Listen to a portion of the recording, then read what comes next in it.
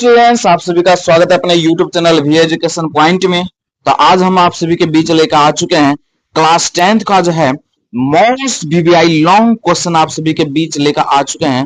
Long question class 10th का जो कि है क्वेश्चन जो है फिक्स क्वेश्चन है, जो कि 5 क्वेश्चन आप सभी के बीच लेकर आ चुके हैं। 5 क्वेश्चन में से कम 2 से 3 क्वेश्चन आपके एग्जाम में पूछा ही जाएगा, जो कि क्लास 10th का बायोलॉजी से है और यहीं से आएगा प्रश्न। आप लोग क्या करें, एक एक पॉइंट को नोट कर ले कॉपी में। एग्जाम में आने वाले प्रश्न ही आपके पास लेके आए हुए हैं, हम चुन करके आपके पास लेकर आए हुए हैं। तो आप लोग पूरा पैसेंस बना करके कॉपी कलम लेकर के बैठ करके एक एक पॉइंट को देखें और नोट करें। आपके पास लेकर आ चुके हैं, ठीक है। तो चलिए स्टार्ट करते हैं। पहला क्वेश्चन आपके बीच आ चुका है, देख सकते हैं। रक्त क्या है, इसके घटकों का वर्णन करें। देखिए क्वेश्चन आपको कैसे पूछेगा वो चीज देखिए यहाँ पे।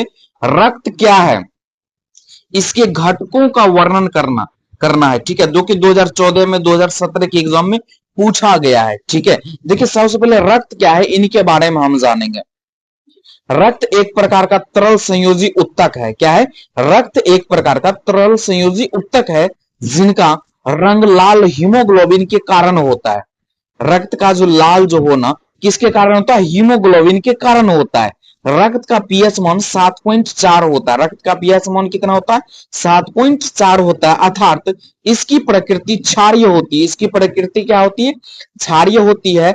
एक औसत मान में 5 से 6 लीटर रक्त पाया जाता है। मतलब एक औसत मानव में जो है, औसत मानव में मतलब एक आदमी में बात किया जाए तो 5 से 6 लीटर रक्त पाया जाता है। रक्त के अध्ययन को हीमे है न हीमो है न हीमोटोलॉजी कहा जाता है। क्या कहा जाता है, रक्त के अध्ययन को क्या कहते हैं, हीमोटोलॉजी कहा जाता है। जो कि देख सकते हैं रक्त हमारे शरीर में जो है किस प्रकार से होते हैं, इस चित्र के सहायता से भी आप समझ सकते हैं, ठीक है। तो रक्त अब क्या होते हैं ये समझ चुके हैं। अब ये कितने प्रकार के होते हैं इनके बारे में देखना है। तो रक्त के प्रमुख संघटक निम्नलिखित है। पहला आरबीसी, दूसरा हो जाएगा इधर इधर आपको बताएंगे डब्ल्यूबीसी, तीसरा प्लेटलेट। एक एक पॉइंट को समझना है और लिखना है, समझना है, ठीक है। तो सबसे पहले हम जानेंगे आरबीसी के बारे में। इसका पूरा नाम होता है रेड ब्लड सेल्स होता है। इसका पूरा नाम क्या होता है, रेड ब्लड सेल्स होता है, जिसका निर्माण अस्थि मज्जा में होता है। रेड ब्लड सेल्स का निर्माण क्या होता है, अस्थि मज्जा में होता है। और आरबीसी का कब्रिस्तान पिल्ला या तिल्ली को कहा जाता है। किसको कहा जाता है, आरबीसी का जो है, आरबीसी का कब्रिस्तान किसको, पिल्ला या तो तिल्ली को कहा जाता है। क्योंकि इसमें आरबीसी क्या होता है, मर जाता है। आरबीसी क्या होता है, इसमें मर जाता है, ठीक। अब देखिए नेक्स्ट पॉइंट यहाँ पे क्या है, आरबीसी का जीवन काल 20 आरबीसी का जो है जीवन काल जो होता है 20 से लेकर के 120 दिन का होता है। कितना दिन का, 120 दिन का होता है। इसमें केवल इसमें केंद्रक नहीं पाए जाते। इसमें क्या होते हैं, केंद्रक नहीं पाए जाते हैं, ठीक है। जिसके कारण डीएनए टेस्ट नहीं किया जाता है। आरबीसी को एरिथ्रोसाइट भी कहा जाता है। आरबीसी को क्या कहा जाता है, इस पॉइंट को नोट कर लीजिएगा, एरिथ्रोसाइट भी कहा जाता है, ठीक है। इसका प्रमुख कार्य शरीर की कोशिकाओं में ऑक्सीजन पहुंचाना। अगर पूछा जाए आपको आरबीसी का जो है प्रमुख कार्य क्या है, तो ऑक्सीजन को पहुंचाना, कोशिकाओं में ऑक्सीजन को पहुंचाना होता है इसका प्रमुख कार्य, ठीक है। तो आरबीसी का इमेज भी आप देख सकते हैं किस टाइप का होता है। एक एक पॉइंट्स को आप नोट कर लीजिए, कॉपी पेन लेकर के नोट कर लीजिए। अगर आप 10th वाले इस वीडियो को देख रहे हैं तो एक एक पॉइंट को नोट कर लीजिए, क्योंकि आपके एग्जाम में 100% एग्जाम में पूछा ही जाता है, ठीक है। तो इसको नोट कर लीजिए। अब हम पढ़ेंगे डब्ल्यूबीसी के बारे में। डब्ल्यूबीसी में क्या होता है, तो डब्ल्यूबीसी का फुल फॉर्म जो होता है व्हाइट ब्लड सेल्स होता है। क्या होता है, व्हाइट ब्लड सेल्स होता है, जिसका निर्माण अस्थि मज्जा में होता है। जिसका निर्माण क्या होता है, अस्थि मज्जा में होता है। और मृत्यु पिल्ला में होता है। कहां पे होता है, पिल्ला में होता है। इसका जीवन काल 1 से 4 दिन का होता है। डब्ल्यूबीसी का जीवन काल अगर पूछा जाए तो 1 से 4 दिन का होता है। यह शरीर को रोगाणुओं से सुरक्षा प्रदान करता है। यह शरीर को जो है रोगाणुओं से क्या प्रदान करता है, सुरक्षा प्रदान करता है। डब्ल्यूबीसी की सबसे बड़ी कोशिकाओं को मोनोसाइट कहते हैं। डब्ल्यूबीसी की जो है, यहां पर देखिए पॉइंट को, डब्ल्यूबीसी की जो है सबसे बड़ी कोशिकाओं जो है मोनोसाइट कहते हैं। और जबकि छोटी कोशिका को लिम्फोसाइट कहते हैं। छोटी कोशिका क्या करता है, लिम्फोसाइट कहते हैं, जो कि डब्ल्यूबीसी किस प्रकार से होते हैं ये आप देख सकते हैं, यहाँ पे चित्र में भी समझ सकते हैं डब्ल्यूबीसी को। ठीक है, एक एक पॉइंट को नोट कर लीजिए। चलिए नेक्स्ट आपको बताते हैं प्लेटलेट्स। प्लेटलेट्स में क्या होता है, इसका निर्माण जो है, ठीक है, इसका निर्माण अस्थि मज्जा में होता है, जिसका जीवन काल 1 दिन का होता है। मात्र प्लेटलेट्स का जीवन काल अगर पूछा जाए तो कितना दिन का, 1 दिन का होता है। यह स्तनधारी प्राणी में पाया जाता है। यह किस में पाया जाता है, स्तनधारी प्राणी में। स्तनधारी प्राणी जो होते हैं उसमें पाया जाता है। इसका मुख्य कार्य क्या है, खून को थक्का करना। इसका जो है प्लेटलेट्स का काम क्या होता है, खून को थक्का करना होता है। इसे है ना, थ्रोम्बोसाइट भी कहा जाता है। प्लेटलेट्स को जो है क्या कहा जाता है, थ्रोम्बोसाइट भी कहा जाता है, जो कि देख सकते हैं। रेड ब्लड सेल्स पूछा जाए तो इस टाइप्स का होता है, प्लेटलेट्स पूछे तो इस टाइप्स का होता है, और व्हाइट ब्लड सेल्स पूछे तो इस टाइप्स का होता है। एक एक पॉइंट्स को नोट कर लीजिए। ठीक है, चलिए नेक्स्ट क्वेश्चन आपको हम बताते हैं। फिर आपको एग्जाम में 2019 में 20 में यह क्वेश्चन पूछा गया है, मानव मादा जनन तंत्र का नामांकित चित्र बनाइए। सिर्फ इसमें आपको बोल रहा है चित्र बनाने के लिए, क्या बनाने के लिए, चित्र बनाने के लिए पूछ रहा है, बता रहा है। तो आपको क्या बना, मानव मादा जनन तंत्र का चित्र बनाना है। तो इस चित्र को क्या करना, इस चित्र को आप बना लीजिए, स्क्रीनशॉट लीजिए, नोट कर लीजिए। चित्र बना करके इस प्रकार से क्या करना, नाम लिख देना। किसको गर्भाशय कहते हैं, इसको क्या गिलवा कहते हैं, इसको योनि कहते हैं। मानव मादा जनन तंत्र का चित्र पूछा। ठीक है, ये क्वेश्चन हो गया। 5 नंबर में आपको एग्जाम में पूछा जाएगा, रैट से बनाना। किससे बनाना है, रैट से बनाना है। रैट मतलब पेंसिल से बनाना है। ठीक है, चलिए नेक्स्ट, अगर मानव का पूछा गया है, अगर पूछा जाएगा वहां पे मानव नर जनन तंत्र का नामांकित चित्र बनाई, तो इस तरीका से नर जनन तंत्र का चित्र बना देना।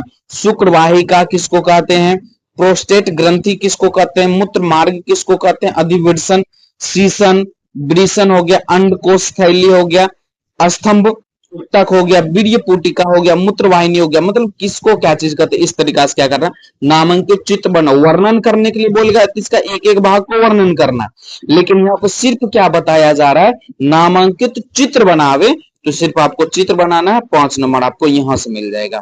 ठीक है, नेक्स्ट यहाँ पर देख सकते हैं, लैंगिक तथा अलैंगिक जनन में 5 अंतर लिखना है। कितना बोला गया है, 5 अंतर। तो आपको ये 2014 के एग्जाम में भी पूछा गया है।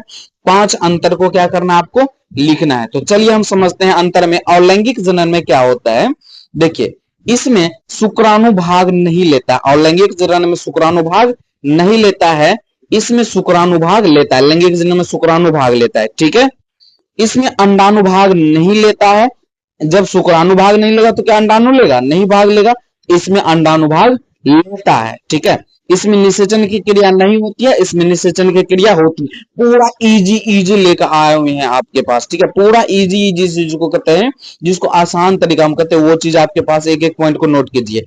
इसमें युग्मक का निर्माण नहीं होता, इसमें युग्मक का निर्माण होता है। ठीक है, इसमें देखिए, इसमें केवल जनक भाग लेता है, इसमें 2 विपरीत लिंग भाग लेता है, नर और मादा। नर और मादा भाग लेते हैं इसमें। एक एक पॉइंट को समझिए, क्या होता है, नर और मादा भाग लेते हैं। ठीक है, एक एक पॉइंट को नोट कर दीजिए। ये भी आपके एग्जाम में 5 बोला अंतर लिखने के लिए, 5 नंबर का आपके लिए एग्जाम में रामबाण साबित है। ठीक है, नोट कर लीजिए इसको भी। चलिए नेक्स्ट आपको पूछा जाएगा, मानव श्वसन तंत्र का स्वच्छ नामांकित चित्र खींचे एवं इसके कार्य का वर्णन करे। ऐसे पूछ सकता है।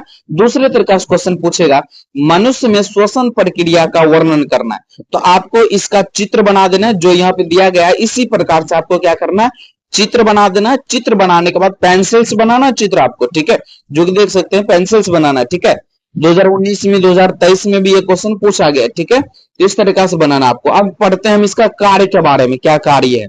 ठीक है, देखिए कार्य क्या है, नसा गुहा। सबसे पहला पॉइंट क्या है, नसा गुहा नाक श्वसन तंत्र का प्राथमिक एवं प्रारंभिक अंग है। इनके दोनों छिद्रों से होकर वातावरण की वायु भीतर प्रवेश करती है। नासा छिद्रों से आगे की दीवार पर बाल पाए जाते हैं, जो नाक को छानने का कार्य करते हैं। इसका नासा गुहा जो होता है, वहां से हम जो वातावरण में जो हवा बहती है, ऑक्सीजन लेने का काम करते हैं। अब उसके साथ जो मतलब अवशिष्ट पदार्थ जाते हैं, उसके आगे जो है दीवार पे बाल पाए जाते हैं, जो कि छानने का काम करते हैं। क्या चीज का काम करते हैं, छानने का काम करते हैं। ठीक है, अब हम पढ़ेंगे ग्रसनी। नासा गुहा के आगर घुमावदार रास्ते को ग्रसनी कहते हैं। ग्रसनी एक छिद्र द्वार श्वास नली में खोलती है। ग्रसनी जो है एक छिद्र के द्वारा कहां खोलती है? श्वास नली में खोलती है। ठीक है। अब नेक्स्ट है ट्रेकिया। ट्रेकिया क्या है?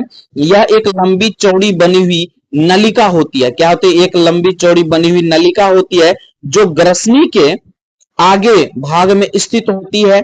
इसके आगे का भाग जो है श्वास नली कहलाता है। इसके आगे का भाग क्या कहलाता है? श्वास नली कहता है ट्रेकिया में। अब फेफड़ा में जाता है। फेफड़ा के बारे में देखना है। मनुष्य में दो फेफड़े होते हैं। कितने होते हैं? दो फेफड़े होते हैं। प्रत्येक फेफड़ा दोहरी झिल्लियों से घिरा होता है। प्रत्येक फेफड़ा क्या होता है? दोहरी झिल्लियों से घिरा होता है, जिन्हें फुफ्फुसा है क्या कहते हैं? फुफ्फुसा वर्णी कहते हैं। जिन्हें क्या कहते हैं? फुफ्फुसा वर्णी कहते हैं। इस प्रकार से क्या करना है? श्वासन तंत्र के बारे में अगर पूछा जाए, आपको श्वास नली के बारे में पूछा जाए प्रक्रिया का वर्णन करने के लिए, तो इस प्रकार से आप उसको क्या कर सकते हैं? वर्णन कर सकते हैं। ठीक है। आई होप कि आपको एक एक चीज में समझ में आया होगा। अगर समझ में आया होगा कि एक प्यारा सा लाइक कर दीजिए, कमेंट कर दीजिए और अपना चैनल को सब्सक्राइब कर लें। ओके, थैंक यू, धन्यवाद।